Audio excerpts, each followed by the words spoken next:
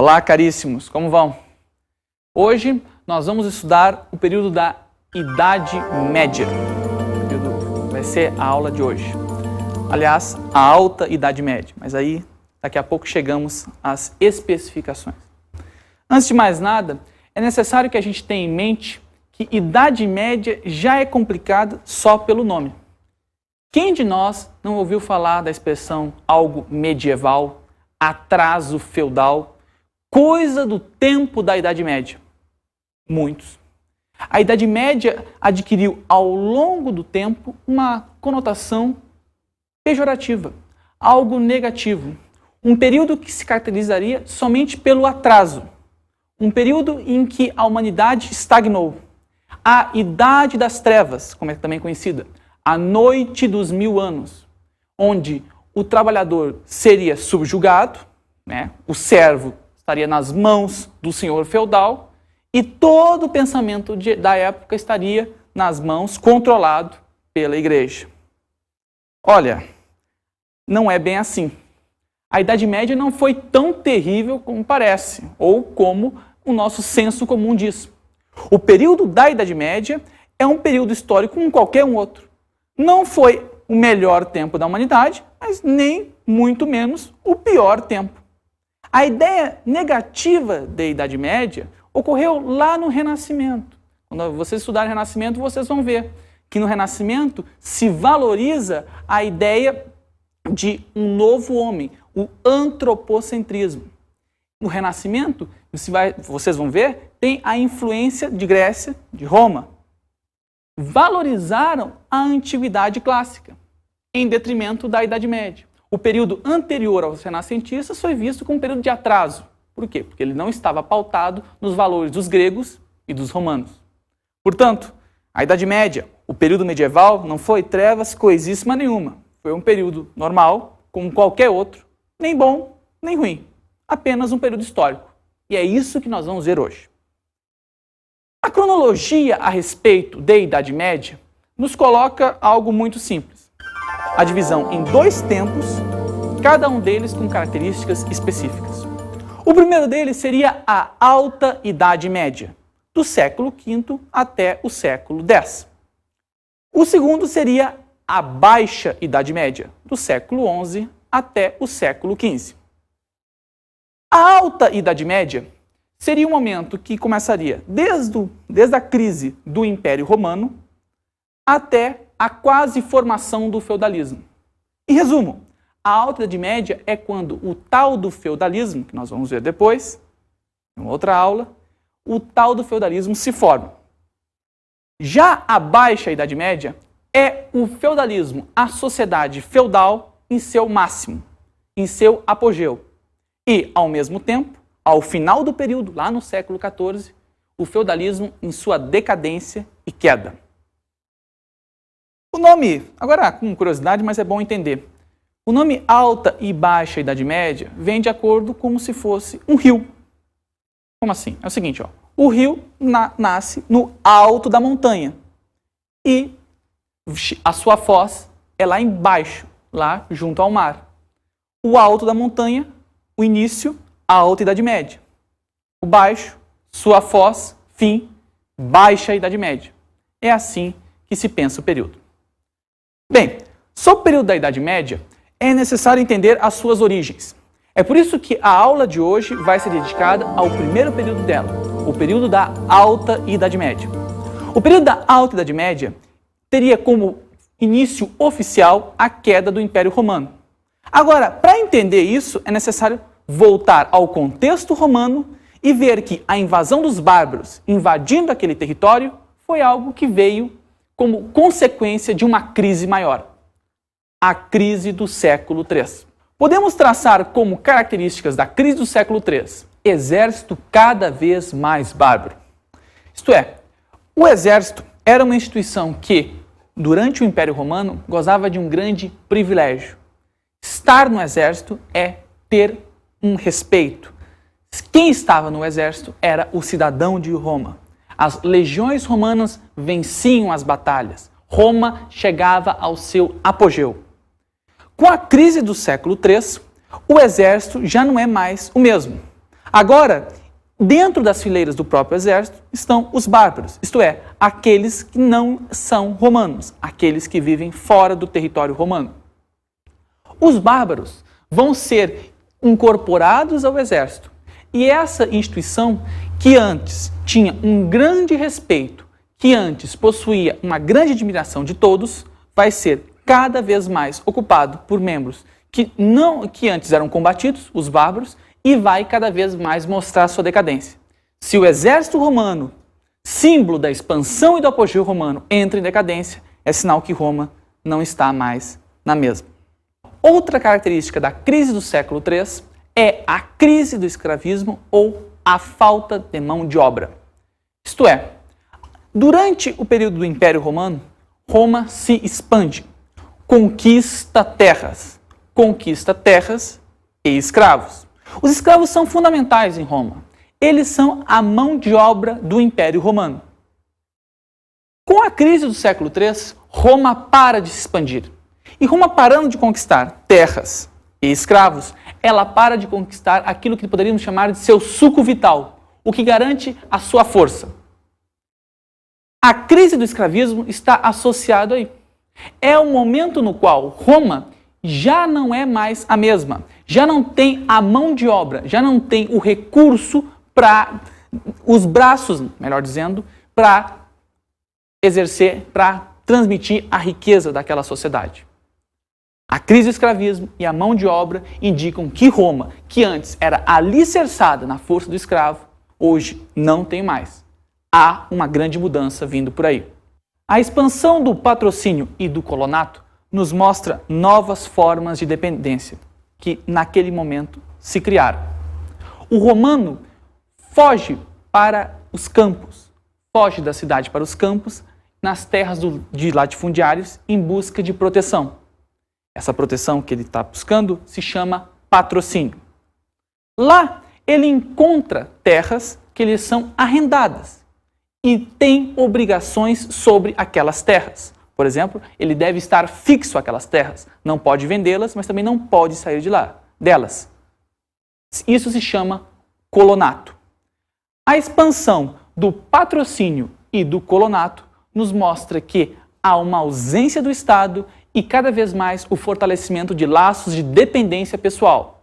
Isto é, o grande Estado romano está entrando em ruínas e poderes particulares, dependência a um grande dono de terras, por exemplo, ficam cada vez mais à mostra. Roma está entrando em sua decadência. O enfraquecimento do poder imperial nos mostra isso. Isto é, de um lado, o exército, que não é mais o mesmo. De outro, a crise do escravismo, que mostra que Roma não está mais expandindo. Mais outro fator que nós vimos, a dependência pessoal através do patrocínio e do colonato. E agora, tudo isso junto nos mostra que o poder do imperador, que antes era supremo, agora se enfraquece. Como resposta disso, o imperador tenta aplicar uma política mais forte. Já que ele está perdendo o poder, ele acirra, ele puxa mais forte na coleira. Ele tenta, através de maior cobrança de impostos e através de leis mais rígidas, conquistar, ter o poder novamente em mãos. Tenta fazer uma forma assim um pouco mais repressiva, em busca de conseguir conquistar daquela gente, de seus súditos, o mesmo respeito de os imperadores de outrora, do tempo anterior à crise do século III.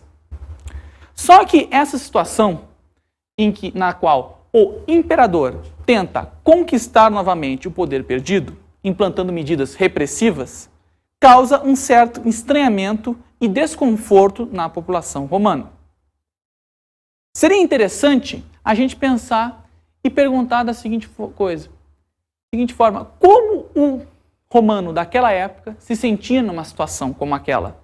Isto é, com essas medidas tão fortes do imperador, e na verdade do Estado romano que está caindo em busca de reconquistar o poder, qual era o sentimento daquele tempo? Vamos ver um relato daquela época. Os pobres são despojados, as viúvas gemem, os órfãos esmagados, a tal ponto que muitos dentre eles incluídas gentes de bom nascimento que tinham recebido uma educação superior, refugiam-se entre os inimigos.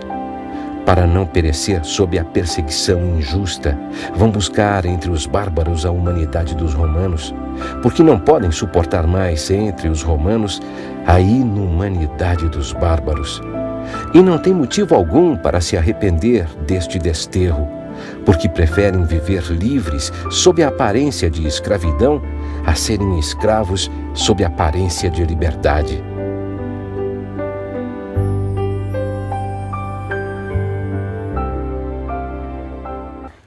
O testemunho que nós vimos de um homem que viveu aquela época nos mostra que aquelas pessoas viviam em um regime repressivo. O Estado romano não mais era algo que as beneficiava, e sim algo que tentava dominá-las. Isso nos faz entender que houve uma grande fraqueza interna e nos faz entender também que essa fraqueza interna foi responsável pela invasão dos bárbaros e a queda do Império Romano em 476 d.C. Isto é, os bárbaros, os povos que viviam na fronteira do Império Romano, invadem o território de Roma, tomam o poder, mas isso é menos mérito dos bárbaros, mas mais mérito de uma fraqueza interna romana. Não há uma pressão de fora. As estruturas internas estão ruindo. A invasão dos bárbaros. O último tópico que nos faz compreender o que significa a crise do século III, a consequência máxima da crise do século III, nos mostra que, mais do que uma invasão externa, houve uma fraqueza interna que determinou o fim de Roma. O começo da Idade Média pode ser visto numa data oficial como o tempo das invasões bárbaras do Império Romano. Aquelas invasões vão determinar o fim oficial do Estado romano e o início do período medieval. Só que aquela data não explica todas as características que a Idade Média vai possuir. Características diferentes do período romano. Características que vão formar uma sociedade nova, como nunca se viu antes. Na verdade, se a gente prestar atenção, a gente vai ver que as características da Idade Média, elas não vão surgir de uma hora para outra. Elas são consequência de um processo que vai acontecer durante o período que a gente chama mesmo de Alta Idade Média, durante o período da própria Idade Média. Essas características são basicamente 3 influências marcantes que vão se dar vão se constituir, se misturar entre os séculos 5 e 8. No primeiro momento, nós temos a influência romana, isto é, os medievais, com a queda do Império Romano, não renegaram aquele império que aconteceu antes. Não, de forma alguma. Os medievais o valorizavam. Algumas características do Império Romano ficaram. Por exemplo, o Império Romano tinha grandes latifúndios, as vilae romanas. Bem, as vilae, esses grandes latifúndios, uma espécie de fazenda, vamos dizer assim, vai ser aquilo que no período posterior da Idade Média vai ser conhecido como senhorio, ou que alguns falam como feudo. Portanto, Roma também influiu naquilo que vai ser a Idade Média. Uma outra influência da Idade Média vai ser a influência dos bárbaros. Os povos bárbaros, com seus costumes, ao invadirem a Europa de domínio romano, vão trazer novas concepções que vão ser fundamentais na Idade Média. Um exemplo disso é o comitatus. O comitatus é o nome dado ao juramento de fidelidade feito entre os chefes guerreiros e os seus guerreiros subordinados, uma espécie de soldados. Como é que acontecia? Quando os bárbaros iam à guerra, selavam esse juramento que ficava estabelecido da seguinte forma.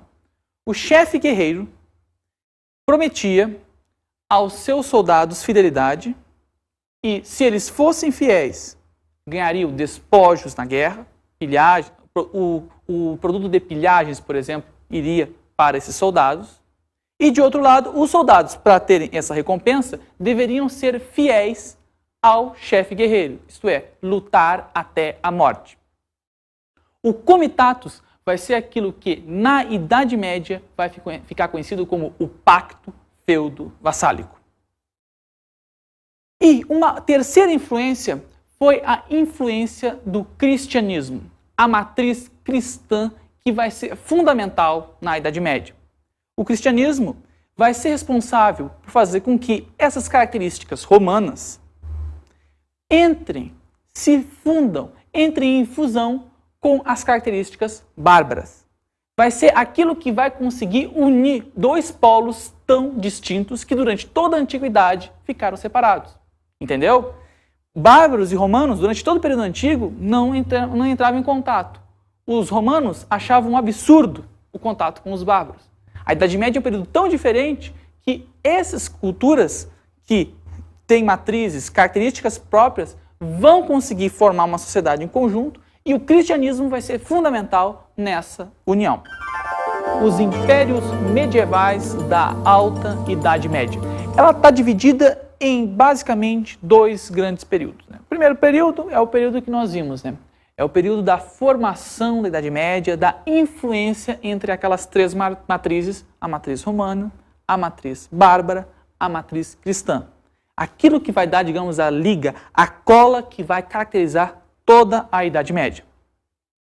Agora, no período da Alta Idade Média, a partir do século VI, VII, nós temos aí a consolidação de três grandes impérios medievais. Na Europa, o Império Carolíngio. Fora da Europa, mas fazendo uma ponte entre Oriente e Ocidente, o Império Bizantino. E fora do Ocidente, o Império Islâmico, em sua gigantesca proporção. Na verdade, esses três impérios nos servem para refletir a respeito de como nós enxergamos aquele tempo. Muito se estuda, por exemplo, a respeito do Império Carolíngio. Nós veremos logo a seguir. Mas, na verdade, o Império Carolíngio, que ocorreu na Europa Ocidental, ele vai ser algo, digamos assim, quase que subdesenvolvido, menor, inferior, minoritário ao que havia de existente em Bizâncio e Islã. Isto é, naquele período, a Europa não tem toda a força. Naquele período do Império Carolíngio, a grande potência econômica, militar, estava fora da Europa. Estava ou em Bizâncio ou no Islã. Fora da Europa é que havia potência. Dentro dela, a coisa não era tanto assim. O primeiro império que a gente deve enxergar um pouco é o Império Europeu, o Império Carolíngio. As origens do Império Carolíngio se remetem desde as invasões bárbaras. Quando os bárbaros invadiram a Europa, eles fixaram por lá e formaram reinos. São os reinos bárbaros. Aqueles reinos, eles tinham suas tradições, religiões próprias. Porém, ao longo do tempo, houve um processo de cristianização daqueles reinos. Isto é, os bárbaros começaram a adquirir a religião cristã, sob a égide da Igreja Católica. Muito bem, o Império Carolíngio, na verdade, ele descende do reino bárbaro dos francos, que foi o primeiro dos reinos bárbaros que se tornou cristão. Essa cristianização foi fundamental na constituição de um novo poder na Europa, que só foi consolidado lá, no Império Carolíngio, com a grande figura, o Carlos Magno. Por acaso, você sabe quem é Carlos Magno?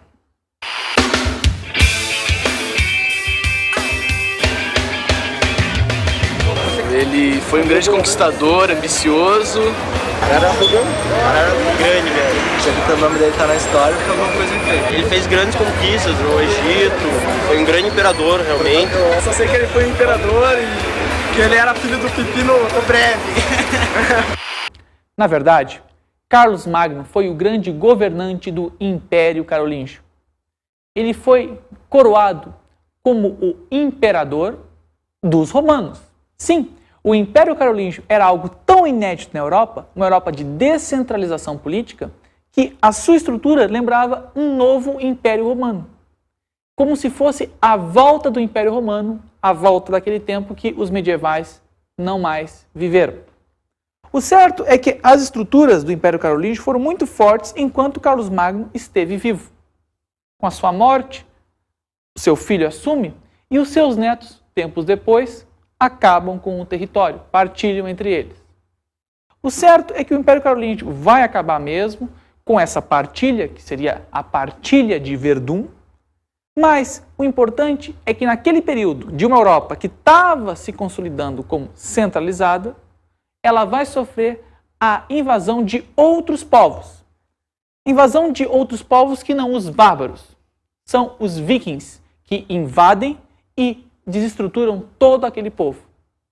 Os vikings são povos do norte que, ao invadir a Europa com toda a força, vão provocar total colapso. É como se fosse uma nova invasão dos bárbaros. Agora, ao invés do Império Romano ter caído, é o Império Carolíngio. Assista agora um pouco de um filme a respeito dos vikings chamado Eric o Viking.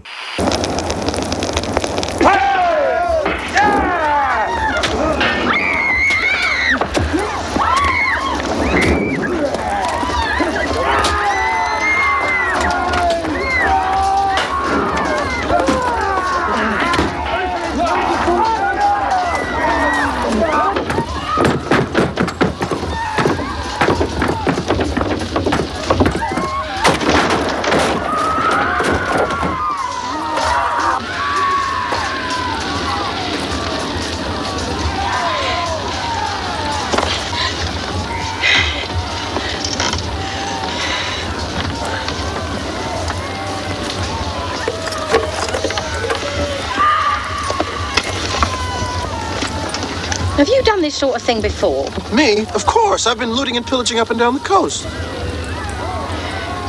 Looting and pillaging, eh? Yes.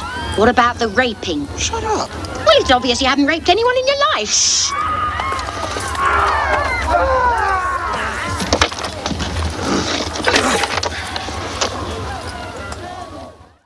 Bem, o filme Eric o Viking nos mostra os vikings em suas grandes guerras, isto é, a forma de invasão viking foi extremamente violenta na Europa. Isso foi muito forte. Eles faziam guerras por pilhagens, né? Eles faziam a guerra pela guerra. Foi algo muito violento, então.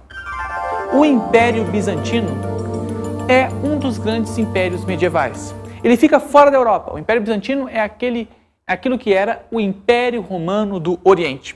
O Império Bizantino tem como capital Constantinopla, centro tanto comercial, Constantinopla é uma das cidades mais ricas daquela época, quanto religioso. Aliás, religião era conversa de bar em Bizâncio. Bizantino, que era bizantino, adorava discutir religião. Ao invés de futebol, religião era a paixão deles. Tanto é que um dos episódios mais fortes da história de Bizâncio foi o cisma que ocorreu entre as igrejas de lá e a igreja do Ocidente. Isto é, antes havia uma igreja católica unida. Depois desses conflitos, há a Igreja Católica do Ocidente e a Igreja Ortodoxa Grega, que é a Igreja do Império Bizantino. Por fim, o último dos grandes impérios medievais que teremos aqui é o Império Islâmico. Agora, antes de a gente entrar no Império Islâmico, é necessário cuidado. Fazer uma distinção muito importante que é fundamental para entender. Primeiro, muito se fala de islamismo, árabes, muçulmanos. Cuidado aí. Árabe é todo aquele que é relativo, é oriundo da Península Arábica. Muçulmano ou islâmico é todo aquele que tem religião islâmica. Eu, por exemplo, nascido lá no glorioso Ceará, eu nunca poderei ser árabe, mas, se quiser, eu poderia me tornar muçulmano. O Islã é uma das poucas religiões que a gente pode traçar o seu início. Ele ocorreu com Maomé, que fundou essa religião lá pelo século VI depois de Cristo. A religião fundada por Maomé possui como seguintes características os famosos pilares do Islã. Vamos ver cada um deles. O primeiro pilar diz que só Alá é Deus e Muhammad é seu profeta. Isto é, para os muçulmanos só há um Deus, portanto uma religião monoteísta, e o verdadeiro profeta que traz é Muhammad, Maomé. O segundo pilar diz respeito às orações dos fiéis. Isto é, um bom islâmico deve orar várias vezes por dia, fazer todo um ritual para isso, evidentemente, várias vezes por dia, em direção à cidade sagrada, Meca. Um outro pilar é o jejum no Ramadã. Isto é, o islâmico deve cumprir jejum no mês sagrado dos islâmicos, o mês do Ramadã, no calendário islâmico. Um bom islâmico deve ter caridade para com os pobres. Um muçulmano não pode ver um outro muçulmano em dificuldade, deve ajudar. A peregrinação dos fiéis a Meca é outro dos pilares do Islã, isto é, cada muçulmano, se tem condições, deve ir à cidade sagrada Meca. Se não tem, paciência, né? Um outro pilar é a jihad, a guerra santa do islamismo. A jihad pode ser uma jihad interna, isto é, a guerra santa do fiel para fugir das tentações e ser um bom muçulmano, ou a jihad externa, a guerra santa do muçulmano contra seus inimigos. Isto é, toda vez que o muçulmano se ver ameaçado da sua religião, ele deve lutar para defendê-la. Isso foi difundido durante as cruzadas, mas é importante, no Alcorão se salienta mais a jihad interna. O Islã pós-Maomé é um Islã diferente. Durante a vida do profeta, ele conseguiu fazer com que toda a Península Arábica se unificasse em torno de uma única religião. Após a sua morte, muitas das tribos achavam que não era necessária mais essa unificação. Houve uma guerra tentando reunificar. Essa guerra é muito interessante para a gente entender a expansão do Islã. Veja o mapa. Podemos ver que na Península Arábica o Islã domina aquela região. Só que a sua expansão vai ser tão forte que ele vai se expandir tanto para o oeste quanto para o leste. A oeste ele conquista todo o território norte da África, chegando à Península Ibérica, e a leste conquista todo o território da Pérsia, chegando até a Índia. Isto é, em pouco menos de um século, o Islã, de uma religião que surgiu na Península Arábica, se tornou uma das maiores civilizações que já se viu.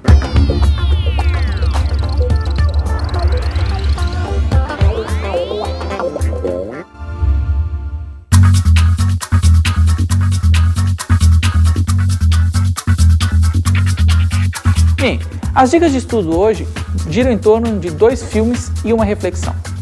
O primeiro filme é O Gladiador, que mostra o período final do Império Romano. Uma reconstituição interessante, embora nós devemos olhar com cuidado a questão da liberdade que aparece lá.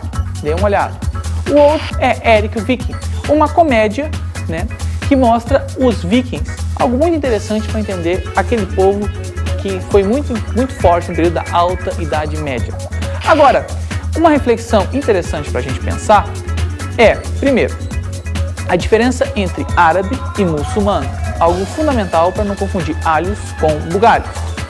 E segundo, pensar que no período da Alta Idade Média, apesar dos impérios medievais, a Europa, que a gente sempre estuda como a motivadora das grandes navegações, a Europa do imperialismo, era inferior a Bizâncio e a Islã, civilizações extra-europeias. Bem, pessoal, por hoje é só e depois a gente se vê em outros caminhos do mundinho medieval. Grande abraço!